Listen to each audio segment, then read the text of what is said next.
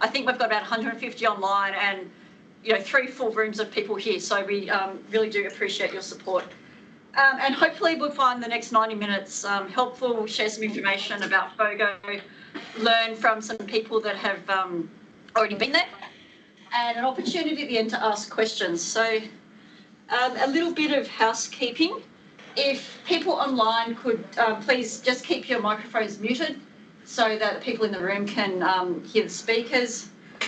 People in the room, if you could try not to talk because it being online makes it difficult for them to hear. This is Campbell Hill Road to the mosque. And if people online could keep their microphones muted, that's great. We are recording this session. So if people would like a link to the recording, we will send that out. And we will send out slides. Because we're on a tight time frame and people in the room are staying for lunch, so you guys will have an opportunity to ask questions of our speakers over lunch. So people online, if you've got questions, please put them in the chat and we'll have 10 minutes at the end to address as many questions as we can. And then we will send out questions and answers afterwards. Before we get going, just like to do an acknowledgement of country. I'd like to acknowledge the traditional lands of that we meet on today. We here at LGP are on the lands of the Gadigal people of the Eora Nation. And just pay my respects to elders past, present and emerging, and also acknowledge any Aboriginal or Torres Strait Islander people here today. We have a pretty full agenda. So first up, we'll hear from Andrew Quinn from SLR Consulting. SLR they're an LGP approved supplier on our professional consulting panel. Then we have Helen Bradley and Erin White from Inner West Council, who are going to talk to us about their experience with FOGO, which is quite recent. And then we have Lauren Tunbridge from Lake Macquarie Council, and they did their FOGO a number of years ago. So a different perspective as they come to sort of the latter stages of their contract and be able to share a lot of those learnings that are fabulous, have the benefit of Lauren's hindsight. And then we'll have John Pennock, who's our Business Development Manager for the Southern Region, talking about how LGP can help in this space, and there's quite a lot that we can help with. And finally, we'll get to the questions and the discussion with Joanne, who's our BDM for the West.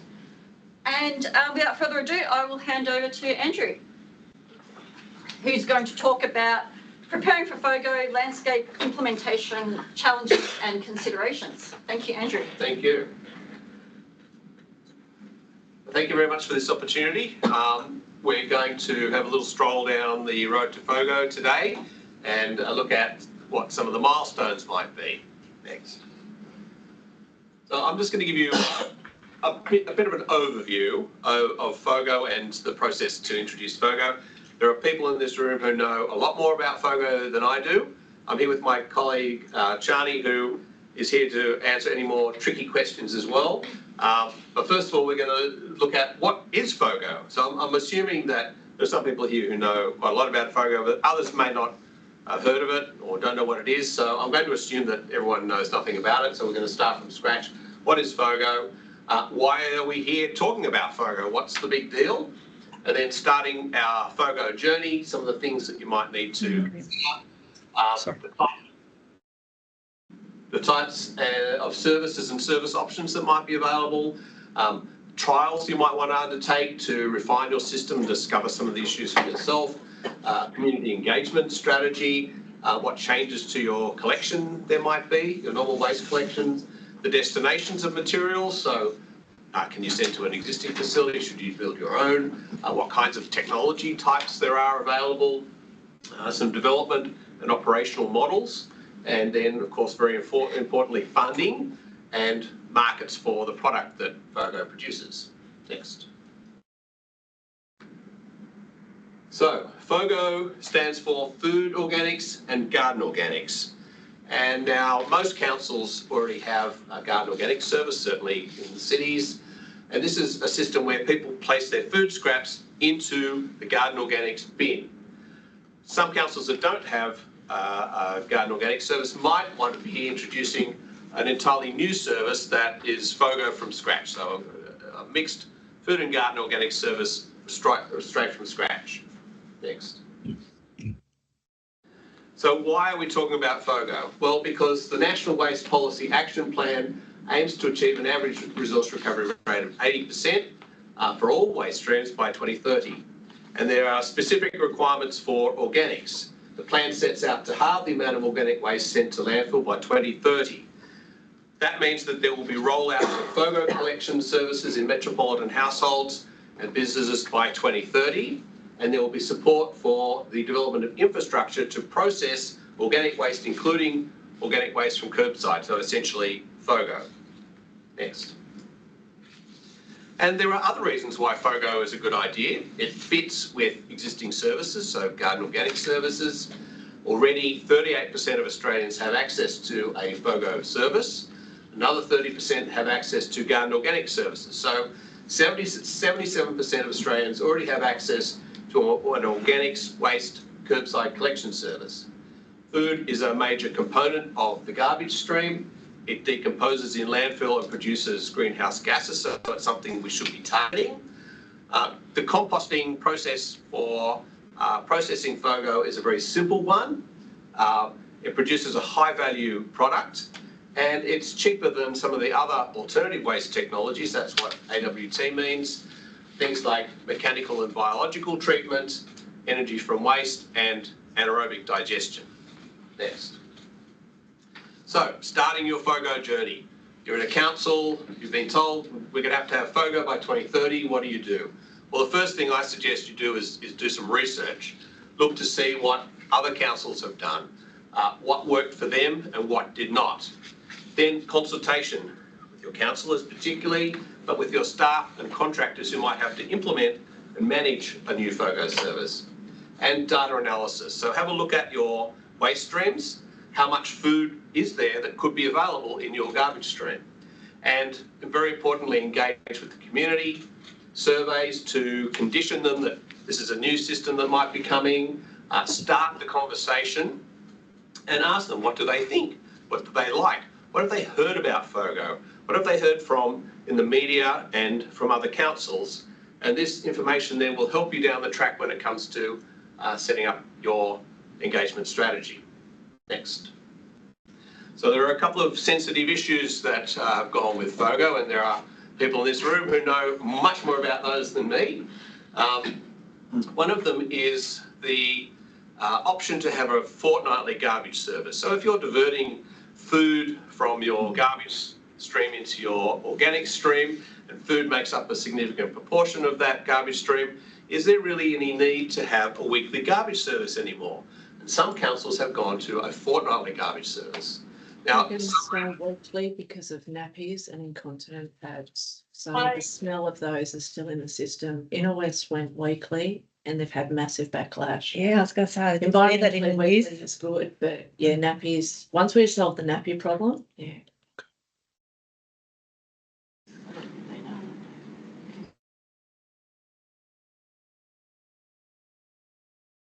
Mute people. Thanks. okay, so some residents see this as a reduction in their service, and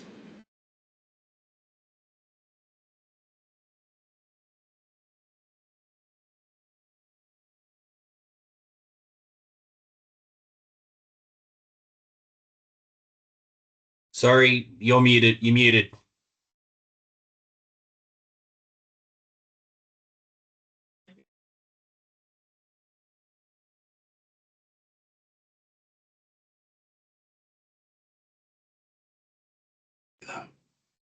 When you select mute all, that includes muting you in the meeting room too. Now we can't hear you in the meeting room. You need to unmute yourself. It's the little button with the microphone with a line through it.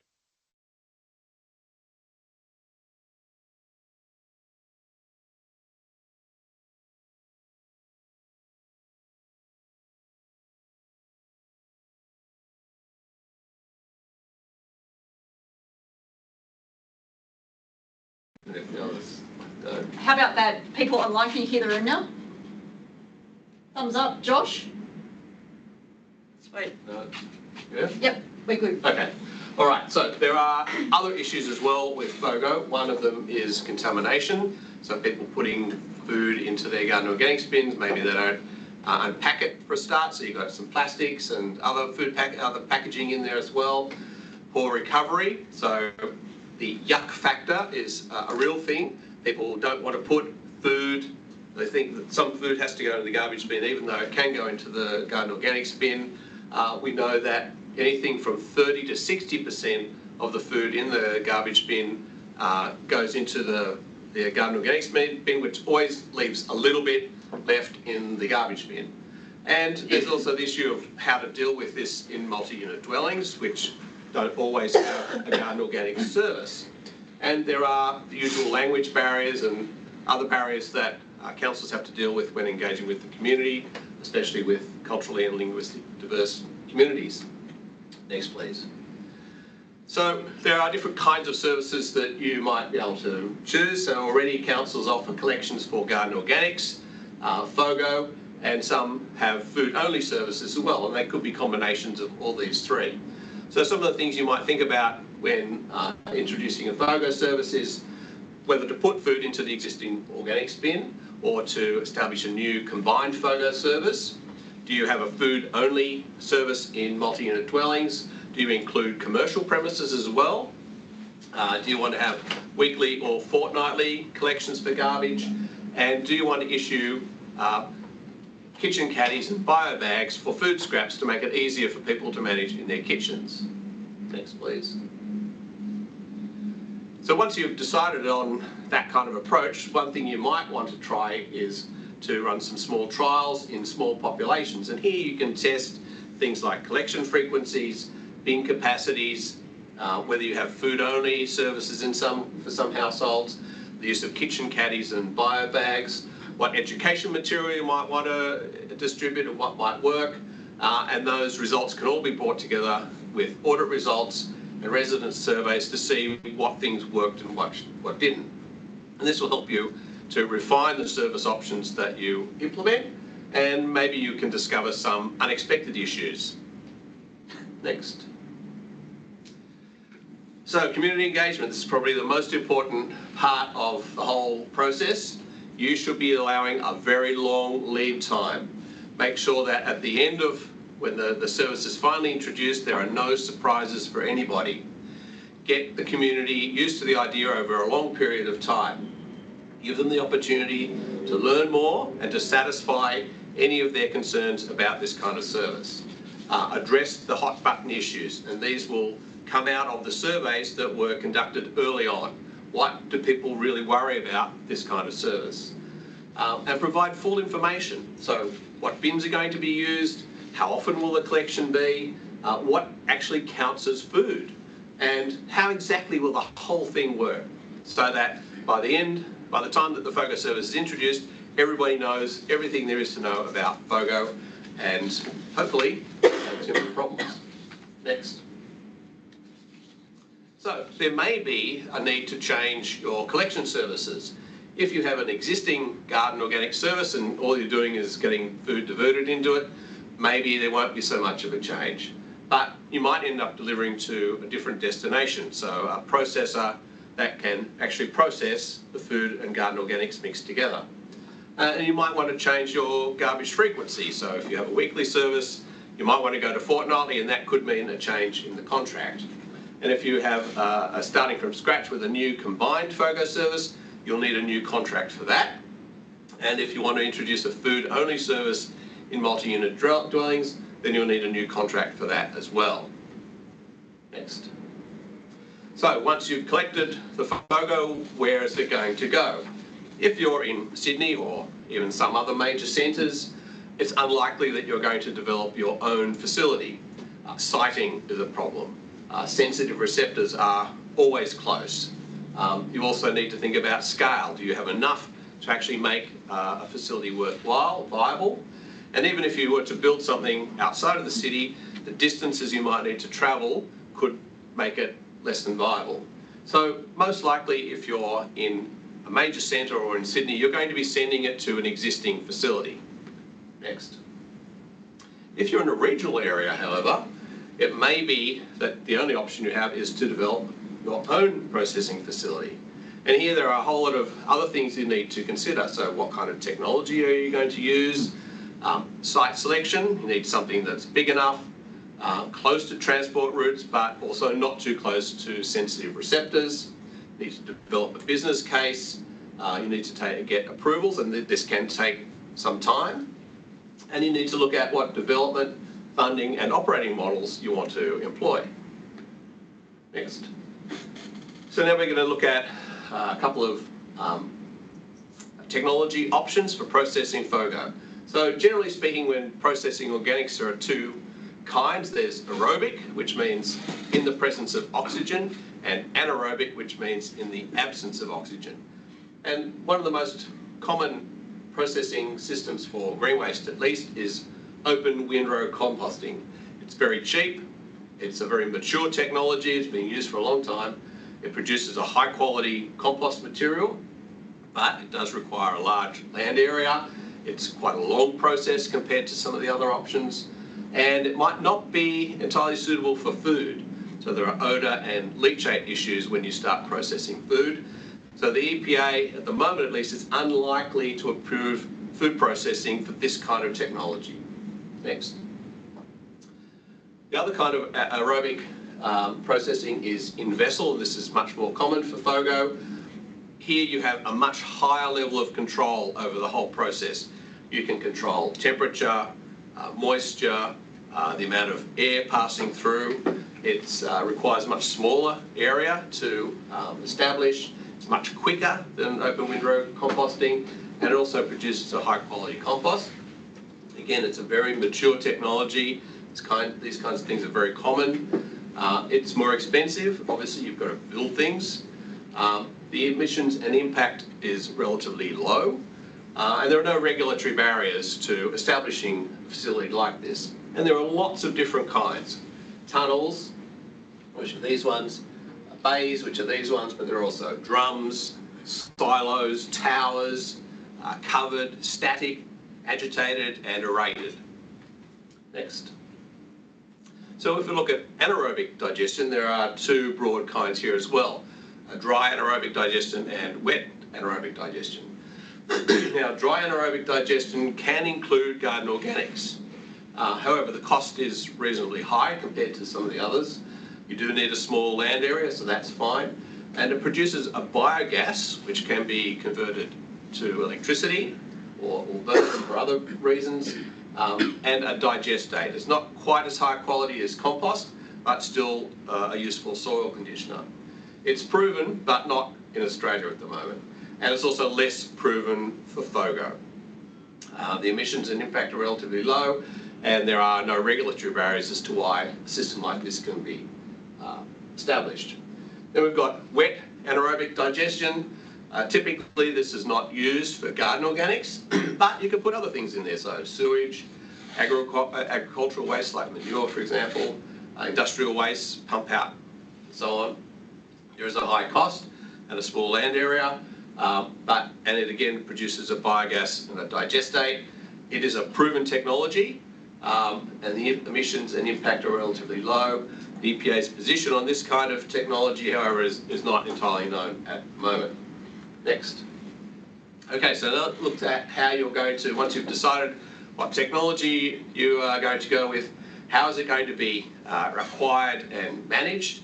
So there are a couple of options. There's a traditional procurement, so construct only, for example, and there are a range of others. Design and construct is not an unusual way to build infrastructure. And then you also have public-private partnerships. So BOO and BOOT projects are also common ways to develop infrastructure. And you can even have things like partnerships or joint arrangements where the risk is shared between the customer and the operator. Next. And then funding. There are several different kinds. You can borrow money, debt funding, for example, so borrowing from a bank. Equity funding, so transferring or providing ownership to an investor in your facility. Government funding, grants from national or state governments, and you can also borrow through state government bodies. So in Victoria, for example, there's a local government treasury corporation And there's also the Finance and Accounting Support Team program. And I don't know if there's one similar in New South Wales, but I think Queensland Treasury Corporation is a similar one in Queensland. Next. And then, well, now you've got this wonderful compost material, what are you going to do with it? There are a variety of products that come out of FOGO systems, mulch, soil conditioner and digestate as well. And they're mostly used for urban amenity. And this is where councils come in. So once you've produced this FOGO, you have to buy it back as well to close the loop, so to speak. And urban amenity is one of the ways that that can happen. In regional areas, it can be used in agricultural applications, and it can also be used for rehabilitation of landfills or mine sites or other contaminated land. And if you go down the anaerobic digestion path, you've got a biogas that can help run the plant itself, or it can be fed into the grid, or it can even be used in vehicles to power them. Next. So looking at the implementation of FOGO, FOGO services have economic benefits. The implementation, however, has been slow, particularly in metropolitan areas. So it's not uncommon outside of Sydney, especially on the North Coast. And the reasons for this are, well, there are several. One is that it's perhaps not a priority for community members. It's difficult to implement when it comes to MUDs, or at least it's seen as difficult to implement. There are high contamination rates if not done properly. And many councils are just not interested because of cost pressures. But if implemented carefully, FOGO can potentially save money, reduce greenhouse gas emissions, increase diversion, and maximise the use of resources. Next. So just to conclude, FOGO is the diversion of food and garden organics into a garden organics bin. It's government policy to introduce it. It has many advantages. When you're setting out on the FOGO journey, you should do your research, consult, look at the data, see what others have done, and understand what your community's concerns are. There are a number of different service types available, so you should trial some options and see what works for you. Get your community engagement strategy started very early on. There might be changes to collections, so be prepared for new contracts. In regional areas, you might have to develop your own facility. But there are lots of proven technologies available and a variety of development and operational models available. And then finally, funding is going to be something that you need to look at and make sure that you close the loop by providing a market for the material that you produce. Thank you. Fabulous. Thank you very much, Andrew. Plenty for everyone to be thinking about. Just a reminder for people online, if you've got questions, just pop them in the chat and we will get to them a little bit later. Next up, we're going to hear from our councils, as I said earlier. So we have Inner West Council, Helen Bradley, our resource recovery planning manager, and Erin White, who's the acting senior operations manager. Over to you guys. Thank you, Bronwyn. Thank you. You can go. Okay, sorry, I might sit down. We'll see how it goes. Inner West started its first council FOGO service on the 9th of October 2023, and rightly or wrongly, this was thrust upon us a little bit quicker than what we thought. So some of the learnings throughout that you'll see throughout might be from a time kind of timeline. From audits that we had done previously through a number of years, we expected to have at least 6,000 to 9,000 tonnes of food transferred from garbage to FOGO. We were starting with a baseline of 3 very different services, which was a product of an amalgamated council. So we have a little bit of day labour, we have a little bit of contract, and a little bit of each in all 3 areas, which comes to the point of the contracts side of things. So our first thing to do was to secure somewhere to take the product. And we were in a contract with Veolia where all of our waste went through an MBT. Oh, sorry, the AWT went through an MBT. So although you're negotiating a contract to process your FOGO, you're having to remember at the same time that some of the organics is therefore coming out of that stream and will have a knock-on effect to the MVT contract, because there's not enough organics in there to continue to produce what the AWT does.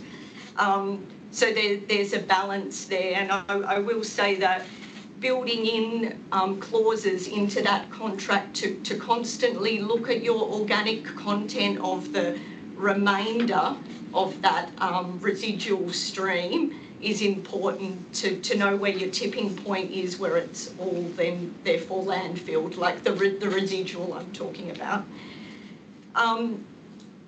So yeah, looking at contracts holistically. The other thing is the collection contract side of things. So we also had to balance, a delicate balance of trying to work FOGO into what is our existing fleet as from the day labour perspective, which meant to free up some space there of people as well as fleet.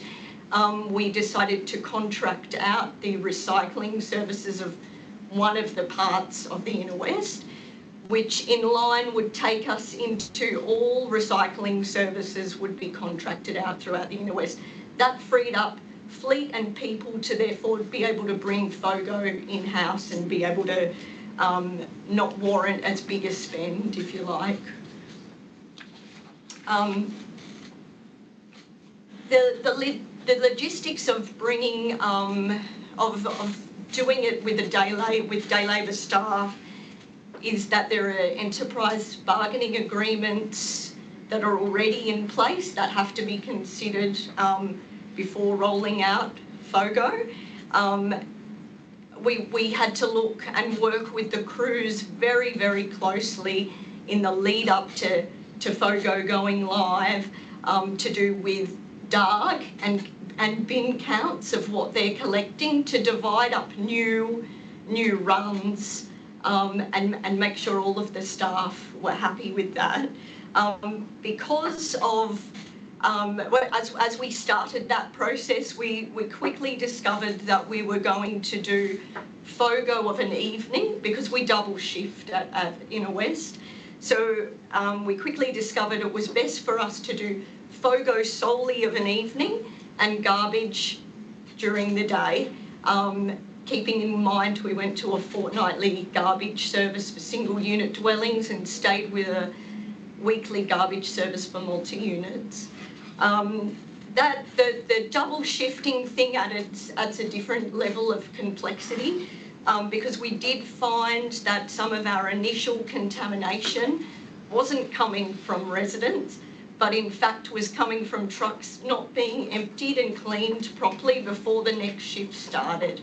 So that was indeed a big learning for us to make sure crews were completely emptying trucks before it started the shift the next day, or sorry, of an evening. We also, with our DARG, worked off complete maximum presentation rates of FOGO to maybe over-staff and have more capacity than what we expected at the beginning to future-proof it as we went through. Also getting staff used to the fact that is what they had to work with. The staff piece, I can't stress highly enough, is to engage with all of the staff is paramount. So it's for council, for Inner West Council, 30% of our staff live within the area.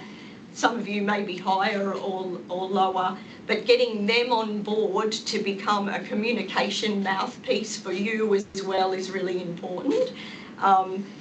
Early on in the piece, this was something that we thought of, so had information sessions for council staff that had nothing at all to do with waste removal. Because getting them on board to be able to tell their neighbour, actually it's all right, there's not that much of a big deal in putting your food in a garden organics bin, instead of the opposite of going, yeah, I don't know why they're doing it either, it's just a pain in the butt, was really, really important. Getting the crews on board, because the crew end up being also a communication piece as well. We had, and an education provider. We had residents coming up to crew members as they were undertaking their normal run, asking questions about when their kitchen caddy was being delivered, where the stuff goes, all sorts of questions that we ended up, as part of the communication piece, having a little business card that everybody had in trucks with a QR code on it that the guys would just hand out, and residents could QR code straight back to our website to have a look at information. So yes, we started on the 9th of October with weekly FOGO services in single unit dwellings and multi-unit dwellings. We had a base of already having food organics only in most of our multi-unit dwellings throughout the LGA. Yes, and fortnightly garbage collection services. So this was in line with the EPA best practice guidelines. I think we might. We had about 4,000 calls in the first week, which was huge, even with additional staffing. So we had 2 extra call centre staff, we had 4 waste busters who were our engagement team, and we had 4 students which were employed under the local government award, which were $30 an hour, which is a lot cheaper, and they're absolute guns. The way they got through customer requests, phenomenal. Highly recommend using that opportunity. Save yourself some money and get extra resources. Sorry, Helen, I did miss one. Do you want me to just jump in quickly here? One thing we did notice is for those residents that were anti a fortnightly collection, which Andrew kind of talked about before with a yuck factor, there we developed a hierarchy early on in the piece that we promoted on the website and through all of our communication. So our first port of call was to say, you can upsize to a 240 litre bin temporarily with a rates freeze, if that helps you learn how to FOGO. So we had dribs and drabs of that coming through and are now at the moment sitting at 5,000 properties that are, or just over 5,000 properties that have upsized to a 240. We then put in place through our clean-up booking system, that's another module in there that residents could book a weekly collection as an opt-in every now and then. That kind of lessened the pain of those people over Christmas that might have had parties, etc., that only wanted it as a one-off. Again, a transition, helping people with the transition. Then later on in the piece, it was decided quite quickly that we were going to go to an opt-in weekly for everyone if you wanted it. Wasn't heavily promoted, and I'll let Helen go over that a bit more, but again, that was one of the pieces in our armoury of just trying to get people used to FOGO. They can opt out as well, but it's just one of those things to lessen the pain. And at the end of that is, and Helen will go into this now, is the waste busters that we had, which were personalised service of helping people to know how to transition. Yeah, and just on that, so Erin mentioned the opt-in weekly. So this was our solution to the medical issues that arose. Something that we really didn't foresee was the amount of incontinence pads in red lid bins. Obviously they're larger mass, very heavy, odour, and often elderly who are more frail as well. So we didn't account for that up front. So this is why the opt-in weekly came in. So we're not guilting people into saying you can't have weekly, but we're just trying to reassure them, and we're collecting that data as we go. So we're going, why do you want the opt-in weekly? Is it because you've got 3 kids under 5 in nappies? Is it because you've got incontinence pads, or 10 dogs, 6 fur babies, whatever? And then what the plan is to actually work with them over the next 2 years. So there's a rates freeze for up to 2 years. on that increased charge, and then we're planning to work with those households to actually understand whether we can wean them off it or whether they genuinely do need that service going forward. Alrighty, next slide. And we do have the nappy and sanitary rebate to support people as well for those that choose to try reusable nappies. Obviously, that's not for everyone. I think, can we go back? Oh. Just no, jump one forward actually. Oh, yeah. Oh, sorry. Yeah, no, that was right. So these are our tonnages basically. So today, in 8 months, we've collected 12,000 tonnes of FOGO. So we modelled that we'd be getting about 1,100 tonnes of FOGO a month. So the way we did that, we looked at our existing garden organics recovery, existing food recovery in muds, and calculated if we were to recover 50% of the food available in the red lid garbage bin, what would we be hoping to get? So we've exceeded that 1,100 tonnes a month. We're more like 1.5 tonnes a month at the moment.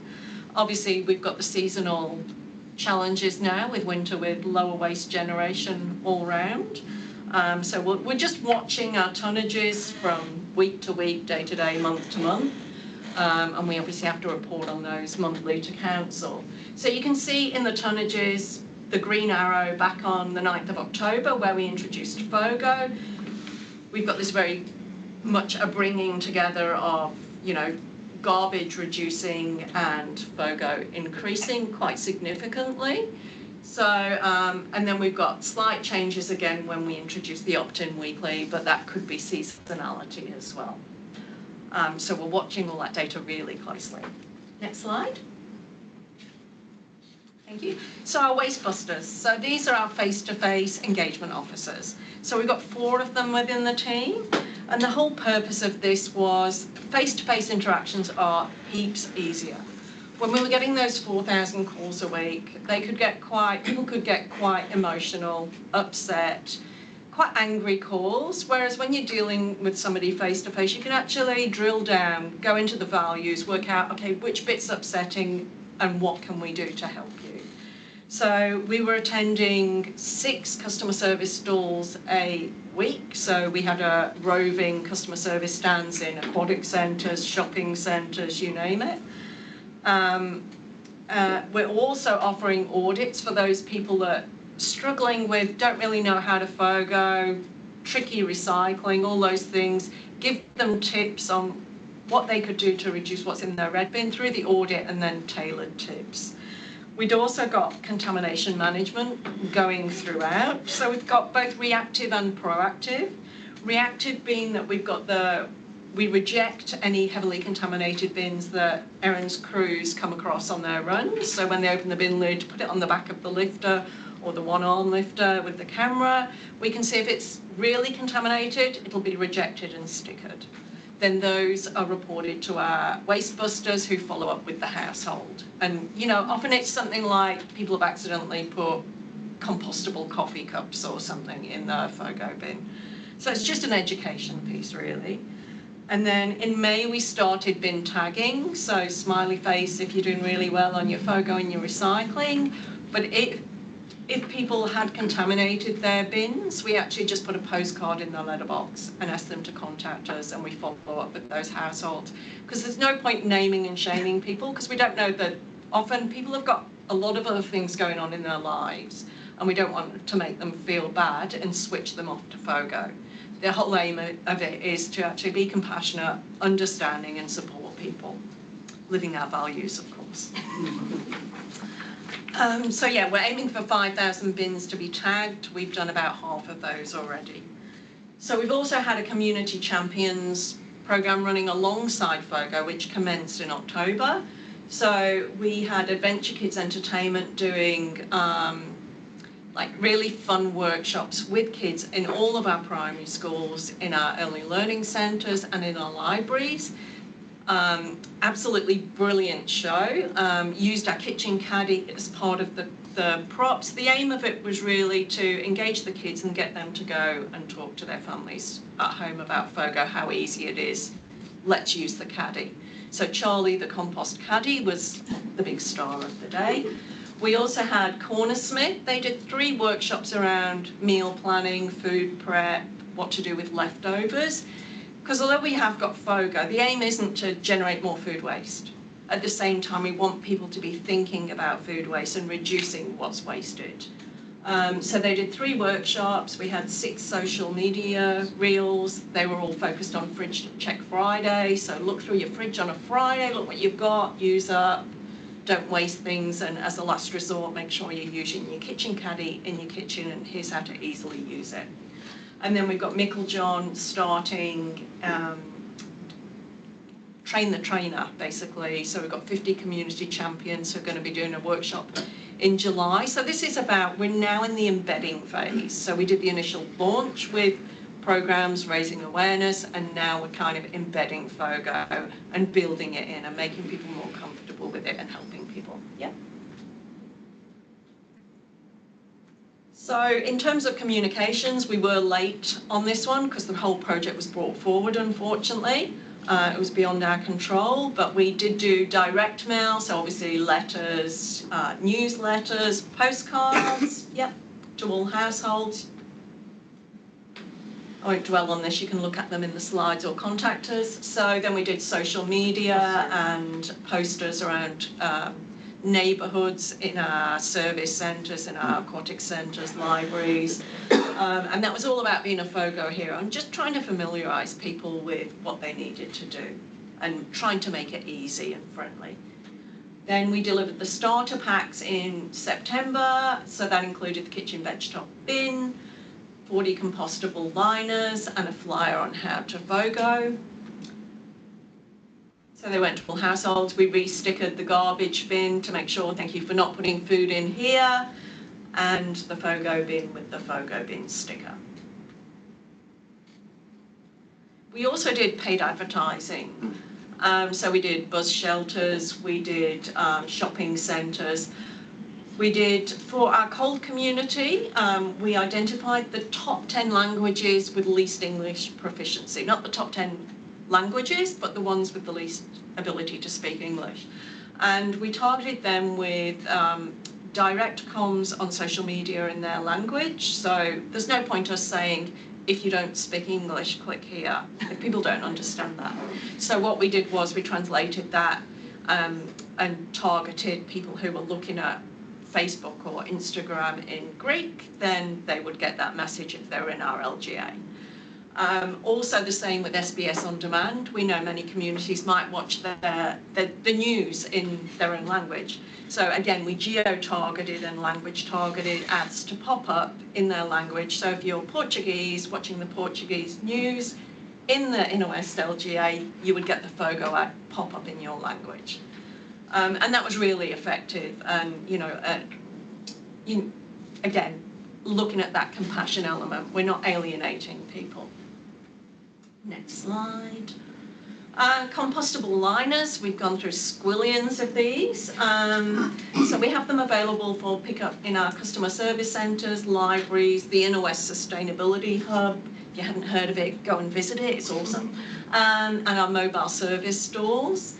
People can obviously buy them from supermarkets as long as they're looking for that seedling logo. And we've done 3 deliveries today, 1 with the initial rollout and then 6 monthly thereafter of 75 bags. So we worked out our residents use about 3 bags a week. So we could do 6 monthly deliveries with 75 bags. Yeah. And the most exciting bit, the bit that I love, is what happens to all of this FOGO that we collect. So we contracted through Veolia, and we're using a facility at Forbes owned by Topsoil. They're using open windrow composting. So what happens on the left, there's a nice truck that basically, a front-end loader that tips it onto the conveyor belt. It goes through a depackaging unit, which is like that trommel. It tears open any bags. Then what happens, it goes up the conveyor belt to a team of about 10 staff, much like in a recycling MRF. They handpick out any contaminants. They remove all bags, whether they're compostable or plastic, because it's too hard to actually identify what isn't and is compostable at that point. What happens to those contaminants then is they go through a black soldier fly larvae process, who munch all the way through the compostable bags, any organics remaining, and all we're left with is rigid plastics and soft plastics that can then go to recycling markets because they're so clean. Amazing technology. The remaining material is then shredded, goes out to open window composting and turns into this little beauty here in 14 weeks. Next slide. You can all come and have a look and a sniff. It's my favourite thing. Erin hand model here out at the facility with this material. So what's happening with the material? It's going out to local farms around Forbes. So it's a really high quality, meets Australian standard 4454, which is a platinum grade compost suitable for use on agricultural land. The farmer here, Adam, did an amazing trial. He trialled use of topsoil, this compost, on 2 fields. So one field had it applied, one didn't. The wheat after 4 weeks in the field with it applied had really good growth, strong roots.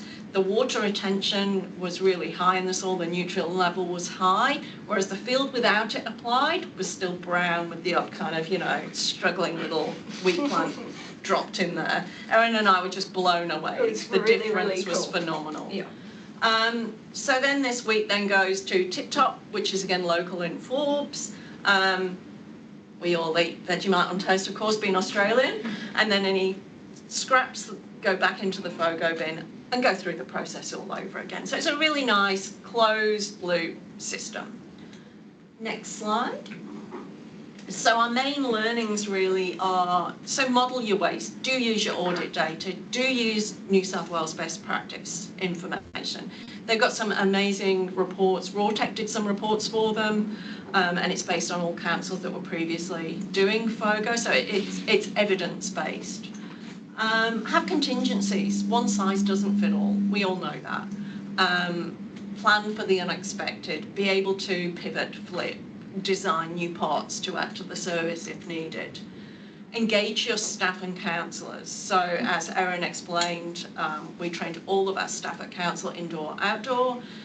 We also did briefings for councillors. We still do a monthly report to council on FOGO, so it's a big part of whole of council. It was reviewed as a whole of council project. The GM has been involved all the way through, and any support that we've needed, we've been able to kind of train up admin from across other areas of council to go, can you help with some of these requests? We've got 4,000 this week. Obviously, 12 to 18 months lead time with those communications and engaging with your community is really important. Don't launch in summer. Aim for autumn or winter, because it's really 6 months to embed the service initially. It's a really difficult 3 months, and then 6 months is still hard. So I'd suggest, avoid summer, else you'll get all those queries about disco rice, as we've come to call it. So we needed to positive really reframe that one. Be face to face, get out there as much as you can, and determine your bag supply and logistics up front, because that expectation once you deliver and you've not communicated whether you will continue to deliver is that you will continue, and politically as well. So I think that's it from us, thank you, but come and have a sniff and a look at our beautiful copies. Fabulous. Thank you, Erin and Helen. That's amazing. I'm learning a lot and really appreciating the hard work that everyone here is going to have to go through to get this in place. So I'd now like to hand over to Lauren Tunbridge, who's the Coordinator of Waste Contracts at Lake Macquarie Council. Hello, hi everyone. Hello. I'll sit down to start with and I'll see how I go. I might dance around a bit. I loved hearing from both from Inner West and Andrew, so you might hear a double up on some of that stuff, but I think that's really important because they're the things that then are things to have a think about, and might be some key things in the programs that you're going to be embarking on. So Lake Mac started FOGO on the 30th of July 2018. So just a little bit about Lake Mac. Lake.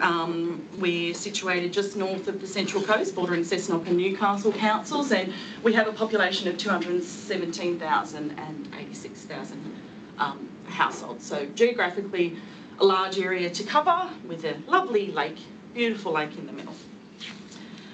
So we actually commenced the decision for FOGO back in 2010.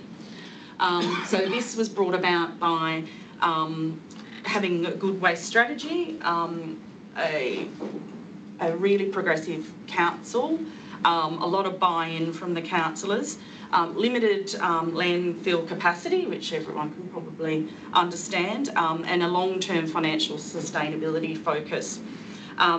So during the planning stages, Lake Mac leaned on the expertise of other councils that had already implemented FOGO and done, lots of research, lent on the expertise of consultants and other industry leaders. So Lake Mac actually did FOGO in a two-phased approach. So Go commenced in 2013, and as I said, FOGO then commenced in 2018. So we actually let 2 contracts out. So we tendered separately for collection and separately for FOGO. Our FOGO processing contract is actually was a design, construct, operate and maintain, and that's a picture of our FOGO facility there, and it is operated by a contractor obviously, but it's adjacent to our waste facility there, and you can see just over to the top right corner our transfer station where our public go to dispose of their residual waste. So this slide shows the evolution of our unrecovered organics over a 13-year period. So these are from some audits that we've done along the way. So you can see the major jump in food came about between, obviously, the major jump in unrecovered organics, I should say, came about between the transition between Go and FOGO. What the other learning that we have, and I could have sort of shown you a whole heap of different bins and profiles and different statistics, but one of the major learnings was when we did some modelling about having a weekly garbage and then going to fortnightly garbage, and then having our residents present our green bin on a weekly basis, is we didn't anticipate the amount of green waste that, don't know where it was before, but it wasn't in any of the bins, and then we sort of modelled we'd get about a 54% increase by having a weekly green bin service, but we actually got an 80% increase. So that was, the majority of that was Go. So that's something to consider when you're doing your modelling. Next one. So Lake Mac so far has diverted 243,000 tonnes of food organics from landfill and turned this into compost that can be applied back to the land. And other benefits that we've touched on in the other presentations was this diversion has avoided about 389,000 tonnes of greenhouse gas emissions, and just with waste levy savings alone, $36 million. Another key stat that we have is our contamination rate is on average 1.4%, which is fairly good. Yeah, fairly. But it's another challenge that we're looking to reduce. And I think once we get more councils on board, we'll have regional norms and social norms, and it'll just be part of it. And hopefully we can all have those low contamination rates. Okay, so I've covered the when, the why, the what, and so some of the key things on how we've achieved what we've achieved. So there's 5 sort of key foundations that I've pulled out. So well-informed waste strategy and council support all the way through. Early, comprehensive and ongoing community engagement. Fortnightly garbage service for us, I think, is probably one of the key drivers to the diversion rates, and understanding your FOGO risks and bags and caddies. So I'll just touch on a few of those now in the next slide. So the early awareness campaign, I think I might go, did I miss one? I think one might be before that. Yeah. So part of our community engagement, we just did that in a 3-stage approach. So early awareness, pre-service and post-service engagement. And then you see the beautiful Karen Keogh there doing her thing in a pop-up store. And we'll see Karen again in the next slide. We'll do the next slide now. And there's Karen with the school group. So the early awareness campaign, we started that in stops and starts, and one of the learnings was not to go too early. We had some delays with our processing facility coming online. We expected it to come online a little bit earlier, and the construction didn't happen when we thought. So we picked that back up again, and sort of that early awareness. Again, ongoing briefings with councillors was key. We also did in-home trials to get some feedback from the community before we rolled it out. Pop-up stalls, presentations, advertising. So the second phase is a bit more intense, and that sort of happened about 4 months prior. So, you know, again, paid advertising on a bus. We did a wide range of activities, so pop-up stalls in shopping centres were key, letterbox pamphlets, school programs. We also did have additional service, customer service staff, so that was a key thing to get us through that transition phase. We had our collection trucks rebranded, so messages on those. We had promotional giveaways, like bookmarks and plant seedlings, popping up at festivals and events and those sorts of things, website resources. And just a note, Scrap Together campaign that the EPA run, it's a key thing that wasn't obviously around back when we were rolling it out, but we participate in that as many times as we can now with our ongoing. There's lots of resources there, and then there's also funding from the EPA. So the third part, is post-service engagement, and obviously that's an ongoing thing for us.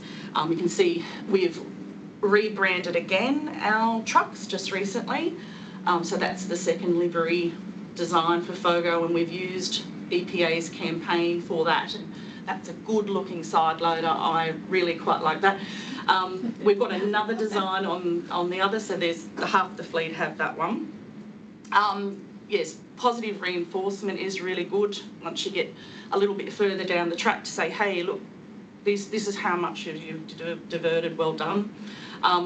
Audits, we've done 4 audits that have involved FOGO. Some of those have been FOGO only, some of those have been part of the 3-bin audits, and we're about to do another 3-bin audit in October. So I'm really looking forward to see the results of that. And then focus campaigns. Sorry, back. Sorry again. That's all right. I'm giving you a nod and then confusing you, sorry. Yeah, so what we're doing now, we're able to look at the contamination, some of the key high proportion contamination, things such as containerised food and plastics, plastic bags, and landscaping waste. So they're just 3 that I've just chosen to speak about, but we do some focused campaigns just on those for a period of 3 months over social media. Contamination management's another thing that we also have. So we used to have this in-house, but we've got some great cooperation with our collection contractor who does that for us, and we have they have some great technology in their trucks to be able to flag when they see something go in the hopper that they've not known that was contaminated. Then we also have bin inspection officers that go out and inspect the bins, do the same sort of thing as in a Wester, they'll sticker, do some education, and sometimes it can be not on purpose, and it might be that they're using a bag that's not compostable and they're not realising with the confusion between biodegradable, compostable. So we're actually giving them bags into their letterbox with a little note to say, please use, you know, our bags. The other thing is that we, as part of the design and construction of our processing facility, we included an education centre that overlooks the processing, so we can bring community groups in and school groups, and they can sort of see through the glass to the processing facility. Next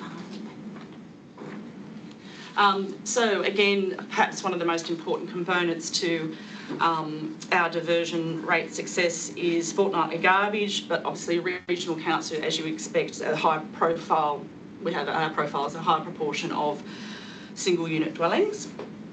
And there's some data obviously that supports this. So when you're needing to sell this to your council or your councillors to go fortnightly, you know, there's initially, you know, a fair bit of resistance, just a minority that are vocal, but we've seen that reduce over time.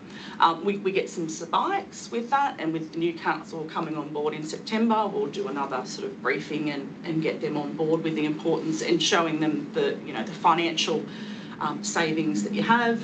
And the majority, if they're using their bins right, they're not needing weekly garbage. But again, we also have a donated waste service policy for medical reasons for people that have medical conditions, and we did some engagement early on with healthcare providers. So that's a free service, but we also offer a service that people can pay for, and they can opt in if they really have to have a weekly garbage service. So that's just something to consider as well. And the disco rice, I love it. I'm using that. So in the summer months, we don't have as many complaints over the years, over the last 6 years, they've reduced, but early on in summer, people getting used to that, particularly if they don't have any green waste or a low proportion of green waste in with their food waste. So, you know, we had some tips about double bagging, using bin kill, which is like an insecticide that you can hang inside. We've mailed those out to people that have complained, and Karen Kerr, who you saw before, does a lot of work with, you know, engaging with those people and giving them some tips and support if they're experiencing odours or pests.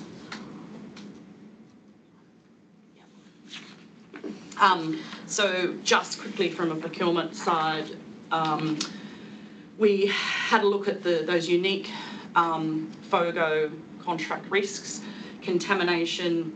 So, you know, are you going to decide on a base rate and maybe pay more for contamination? You know, back when we implemented FOGO, there wasn't a lot of councils, there wasn't a lot of data, so there was sort of, you know, potentially contractors that would be pricing those risks in if we only had one price. Now I think, you know, we're getting a lot more, I think contractors that would be tendering will be knowing what those risks are. So you may not need a, you know, a premium for contamination in your rates that you might be paying, but just understanding the product, who's going to own the product. So, you know, you're going to pay for whatever those risks are. If you put it onto the contractor in your contracts, you know, you pay for them some way. But, you know, do your research and decide who's going to be responsible for the product, who's going to be responsible for, if there's a market. Again, with technology, a lot of councils won't have a choice there. You'll have to be sending it to an existing facility. But if you're looking at building a facility, then, you know, who is going to be responsible for deciding on what that technology is, or are you going to, you know, put that with the contractor to decide that? And obviously, with any of your procurements, you're doing your due diligence and researching, and there's certainly, you know, a lot of councils around that have that can help you with any information you need, and obviously there's LGP and consultants around that can sort of help you and guide you with that. Now, last slide, and left this to the last as one of my favourite components of FOGO, which is the bags and caddies. So analysis has been done by MRA in 2022, showing that councils with liners had on average 30% more FOGO capture than those without. So the liners can pay for themselves and save you money in your landfill costs. So we have actually distributed 100 million bags. So yeah, 100 million, we did the calculation the other day. So we've got at the moment 86,000 households. We give them a roll of 150 annually, and then we also have them available in all of our libraries and administrative centres. So we've got 14 facilities giving those out, and they're very, very popular.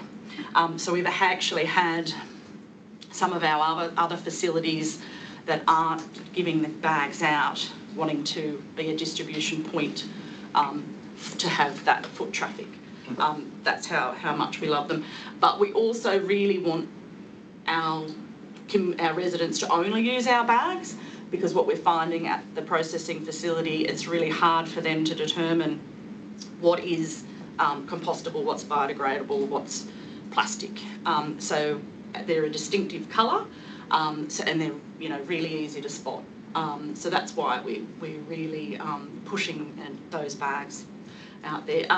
We originally distributed 16 microns, and then I think we had a flat top design in our trial. So now we've gone to a sturdier bag, 20 microns, and it's a singlet design, which people have found can tie up the top. And it's, they've participated with that much better. And then obviously with our annual distribution to, it's either in the letterbox or at the doorstep, the distribution project every year. But we use that for education messages. So we have a waste services guide, and recently we tagged some, battery disposing fire risk education messages in with that as well. So we use that every year for really important waste messages. And we also obviously supply the caddies, so we have a home starter kit, goes out to every household initially, and then any new households they get a caddy, a roll of 150 liners and a waste services guide. And we also are very popular, the caddies, like that one in the picture, we have available for people to purchase because some people are wanting a second caddy or just a new caddy. So yeah, so that was my last slide, so thank you. Fabulous. We are running a little bit late, but this information's been amazing, so we're just going to roll with it. Next up is John Pennock, who is our Business Development Manager for the Southern region, so a lot of you might already know John. And he's going to talk about how LGP can support council transition to FOGO. Well, that's stand up, stretch my legs. I'm of a certain vintage, so my dad used to get the bin, the one with no wheels on, clips on the side, take it out the front, break his back, pass the job to me, and then he'd burn things in the backyard. That was fantastic.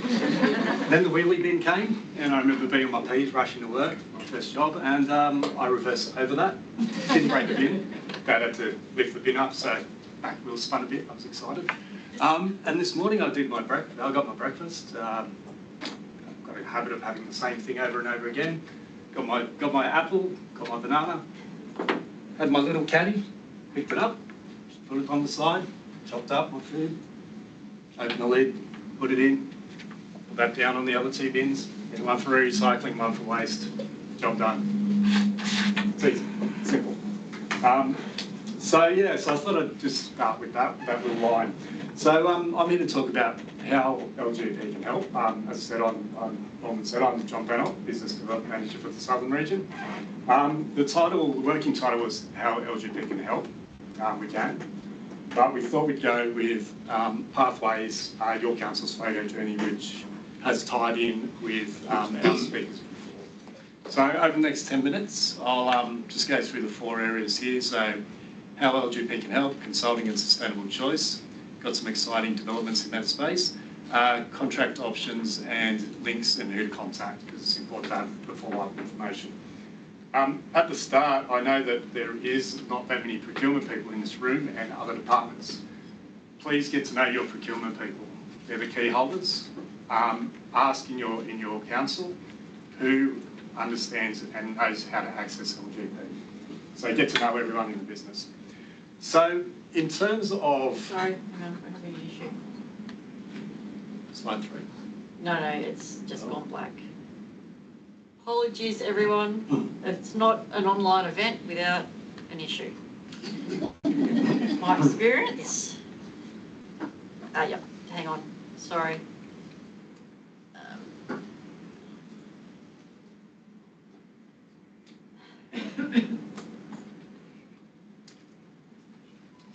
Here we go. Yes. Skip on.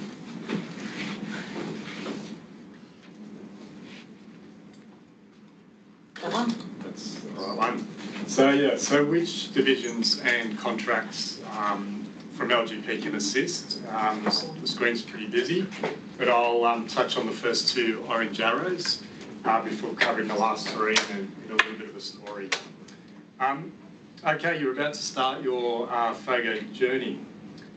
What contracts can you begin to tap into? We'll look at the contracts services, so the second arrow on the bottom there. The first blue box being professional consulting, LGP 1208-4. The contract contains many categories. For the purpose of this presentation, I'll highlight an area where councils can engage suppliers, this being environmental services. The subcategories on this is waste management services, including domestic bin audits, as we've heard. Get to know what your bins are like and understand your ecosystem. There's also environmental impact statements and review of environmental factors. So as you started your journey, you may want to run an audit and review what is currently occurring.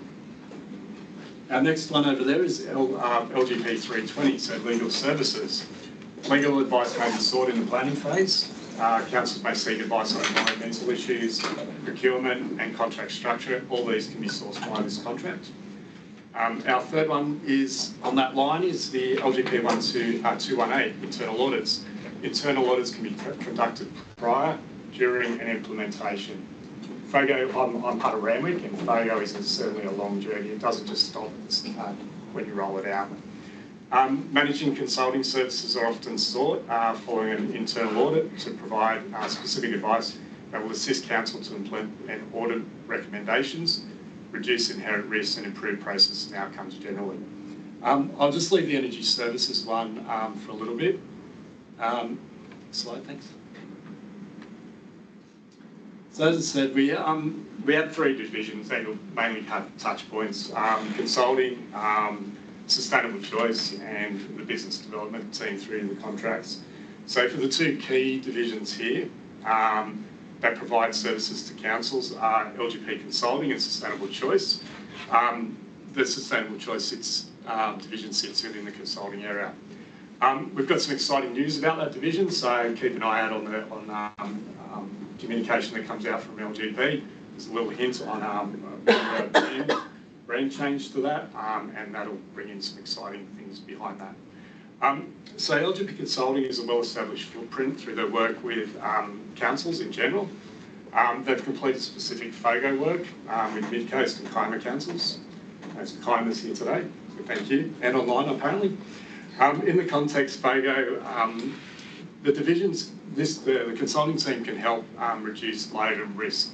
So there's a couple of areas, which is the facilitation of tenders, chairing and of the evaluation committee, or by providing probity advice and oversight. what I'm going to mention to you today is not the extent that they can do, it's just to start getting you thinking about the division. So we can do more. So ask us a question. Sustainable choice in the context of FOGO, it's an expanding team. We've got some new staff members, they're at the back there. Their expertise is in circular economy, sustainable procurement, and ESG, environmental, social and governance. You'll see a lot of information come out about that. So what it means is both teams, they provide tailored solutions beyond what's been mentioned. They're open to initial conversations. So have a chat with us and we can understand what you need and then provide something back. And I suppose one point is we, LGP, sit across the 128 councils. So we hear from one council, we may have worked on a project. So we know how to apply things. We don't need to sometimes reinvent the wheel. We need to make it tailored. So we do need to have that conversation. Next slide. So the build and the rollout, and I think it was set quite well in our last speakers, there's some certain things. I know the city versus regional, I do a lot of travel, so city versus regional, it comes down to services. In terms of the city, you've got, look at us around, you know, how do we roll out FOGO? Regional, different challenges, distance and so forth. So I'd just like to paint a bit of a picture of, you know, what our contracts look like and how they can assist the journey. You may source some of the actions like collections, where your FOGO is processed, as mentioned earlier. On the other hand, you might decide just to do everything yourself, which is a big undertaking, but because of your location, you may need to. So if we just look from left to right or right to left, we'll start at minor and major civil works. So you plan to build the site or modify an existing council location. This can be done under LGP 420 minor and major works. I'm told that the FOGO process takes a lot of energy and electricity to convert to the final product. So, as mentioned, I left that one, the energy services. You may want to analyse and see what's happening on your site. Energy costs have gone up for both public and business as well. A bin audit is conducted under LGP 1208-4. Fleet, you need a fleet. So NPN 123 has been recently been refurbished. It includes refuge, garbage, compactor trucks.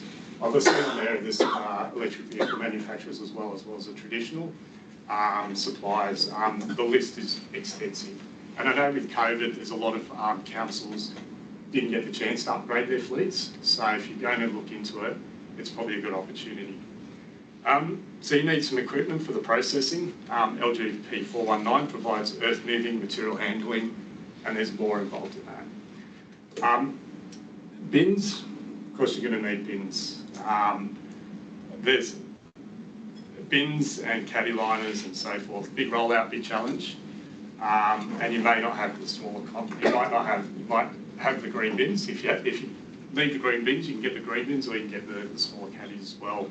And that's all done via the mobile garbage bins contract. I was looking at the last one, media and advertising, creative services, and it was good that was mentioned earlier because buying is essential. It's something that I've been through 2 rollouts. I lived in the UK for a number of years and I lived in London, so I was in a place called Walthamstow and it was a real mixed bag of people and different nationalities, backgrounds, a bit like the Inner West. They went with the approach of not much communication and putting out a bin without a caddy. Myself in my household, we adapted well, but I'm sure it was more challenging for others. I'm in Randwick and I like the communication they've done, the ongoing communication.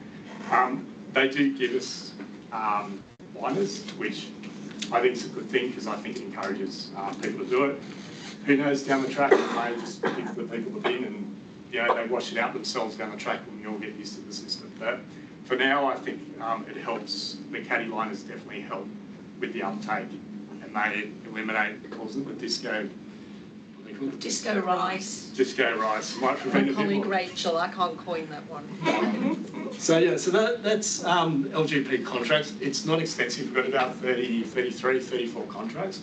You may see things in our contracts. They're online through our website, or if you speak to your internal teams, they can show you the contract data and the contract information. So it's up to your procurement team. They can bring up the contracts and you can see contract information.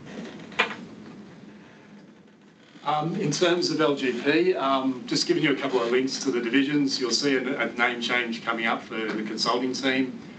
Contracts and tenders, you can see which suppliers are on there. So make sure with the LGP website, if you're looking at a page, scroll all the way down.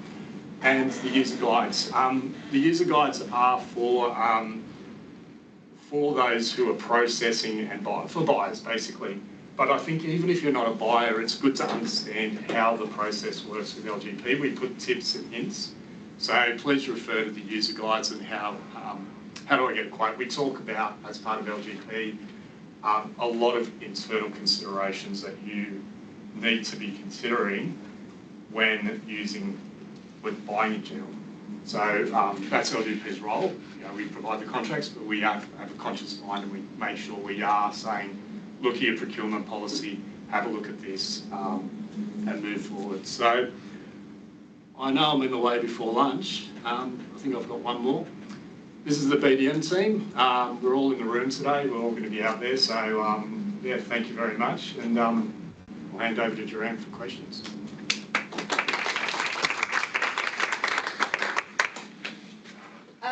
Thanks, John. Yes, and please do reach out to any of the business development team if you'd like to learn more about how LGP can support you with this transition to FOGO.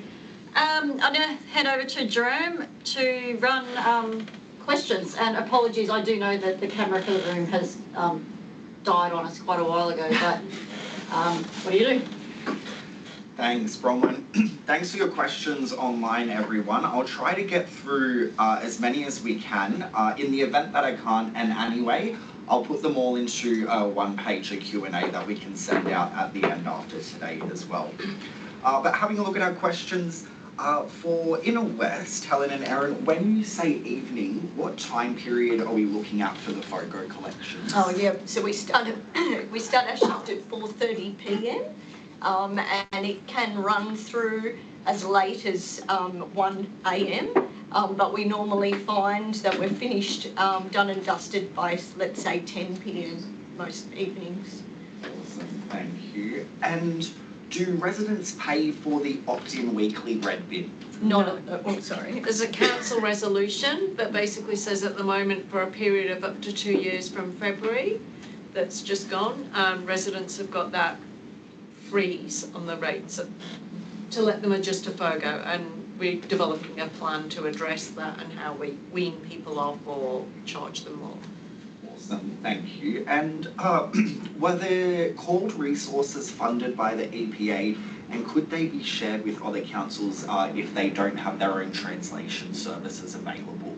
I'm sure we'd be happy to share. I mean, the general manager this morning said he's happy for us to share resources with other people. They were funded by Inner West. We did get a grant of $850,000 to roll out FOGO, but obviously it costs more than that.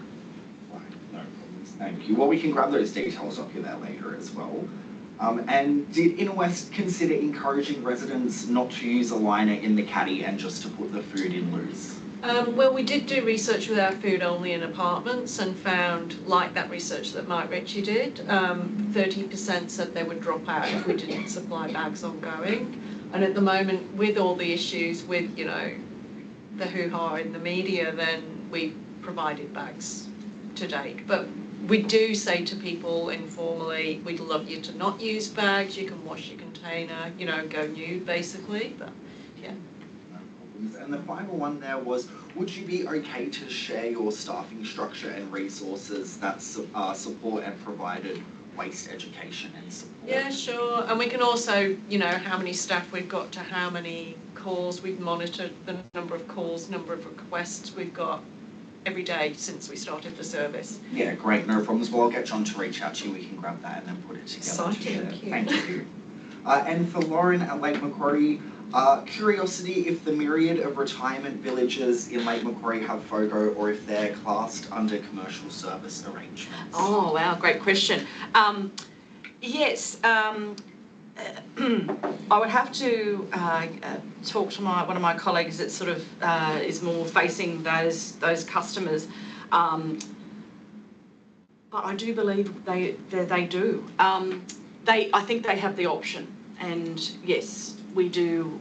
There's a number of them that actually do, because I'm just looking at our rollout program, which I don't dive straight right into the detail of those residents and those properties. The answer is yes. Right. Long. Lauren's got it short. And just another one there is, for how long do the bags last in the storage? Are there PFAS issues with the compostable bags? So storage, we say 12 months. So we have an opt-out with our green bags for anyone that wants to. We did a campaign, and we'll ramp that up again next year. Because we're finding they're very few, because everyone loves them, but there's some people that just aren't using them for whatever reason. They like to go nude, or they just don't get through enough of them. And then we're finding that they'll put that roll aside, they get a new roll, and then they'll get confused and start with the roll from 3 years ago, and then, you know, they're meant to break down. So yeah, we say 12 months, but look, they can last longer than that. PFAS issues, I do not believe that there is any issues with that from what we've been told with our bag supplier. It's just purely vegetable material in them. But I just sent a message off to the wonderful Peter Cruz from Source Separation, I saw that one in the chat, and I thought I might just get some confirmation, but I'm pretty sure that's not. But as I think that someone's pointed out in the chat, though, it's everywhere, the PFAS, and it's in food, and it's in us, and, you know, so therefore, even if it was in the bag, it's going to be hard to determine where the source of that is coming from, unfortunately. There's one thing that we got told to look out for is not only the composition of the bag, but the printing on the bag, that the printing doesn't contain PFAS, and be careful when you're printing anything on the bag. And I missed one question for Inner West. Are the compostable bags empty when removed, and are they considered contamination and then landfilled? No, so they're once it goes through that trommel kind of thing, it does break it down, and then when it goes along the conveyor belt, they're ripping them open as well.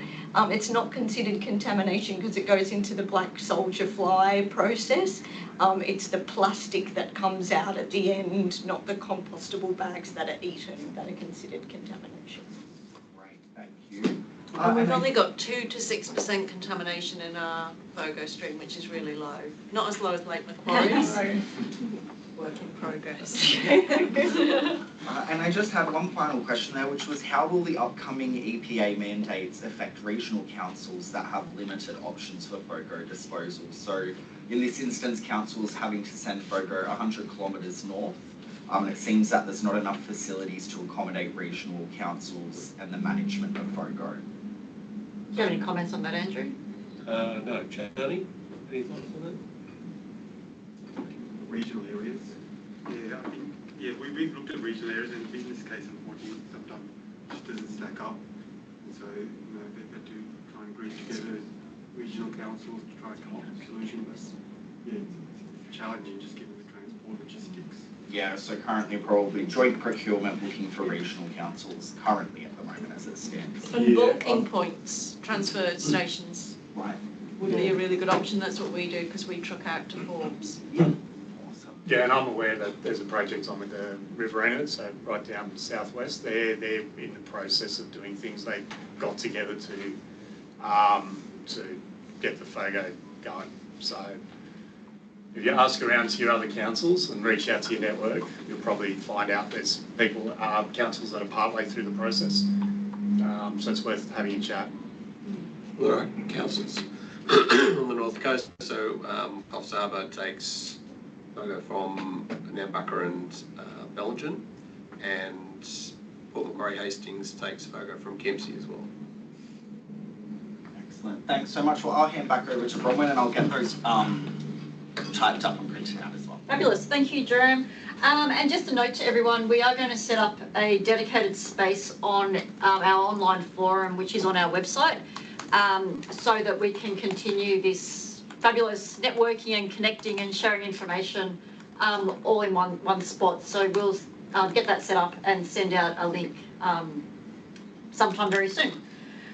Before we finish, I'd just like to thank everyone who's been online and everyone who's made the effort also to come into the office, and especially our speakers for sharing their knowledge and expertise, and Lauren, who made the trek down from Lake Macquarie this morning. So yeah, really appreciate everyone helping. As Helen said to me when we were talking about this a while ago, look, FOGO is the biggest change to the domestic waste since the introduction of the wheelie bins. And I think the more we can share the knowledge and help each other, then, you know, the better off, you know, everyone will be. I did say we'd be showing the recording, which we will be. We're also sending out a survey. So this is the first Lunch and Learn event we've ever run. I feel like it's gone pretty well.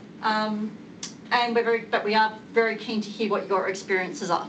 We've also been asked often by waste staff, well, what does LGP do for waste staff? So this was our first foray into that area. Super keen to do something for you guys again if you'd like us to, so please let us know, and also that if there's a particular sort of topic you'd like us to cover, we'd be more than happy to do something similar next year. And good feedback and bad feedback is all good feedback, so please let us know what you think. And thank you very much for attending, and have a wonderful afternoon. Thank you very much. That was great. Hey, I'm broken out. Thank you. Thanks, everyone.